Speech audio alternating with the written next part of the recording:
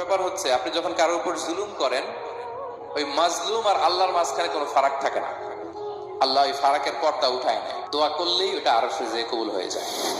খবরদার, মজলুমের কান্না কখনো বৃথা যায় না। জীবনের কোনো না কোনো সময়ে এর প্রায়শ্চিত্ত আপনাকে করতে হবে। জীবনের কোনো না কোনো সময়ে এর প্রায়শ্চিত্ত করে আপনাকে মরতে হবে। বদুয়া করছে, ডাইরেক্ট কবুল। খবরদার আমার পেনাঙ্গের ভাইয়েরা, আমরা যেন জালিম না হই। In it's any form, operation in it's any form, যেই কোনো ভাবে, যেই কোনো ক্ষেত্রে, যেই কোনো ধরনের হইতে পারে জুলুম। কাউকে আপনি ছোট্ট কোনো কাজে ঠকালেন, বন্টন নীতিতে ঠকালেন, হ্যাঁ, জমি মেরে দিয়ে ঠকালেন, আমানত মেরে দিয়ে ঠকালেন, ইন ইটস এনি ফর্ম যদি জুলুম করে থাকেন, খবরদার, মজলুমের কান্না কখনো বৃথা যায় না।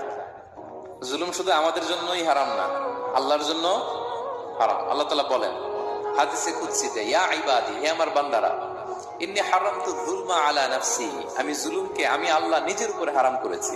ওয়া জাআলতুহু বাইনাকুম মুহাররামা, এবং এই জুলুমকে তোমাদের উপর হারাম করেছি। ফালা তাযালামু, তোমরা একে অপরের উপর জুলুম করো না।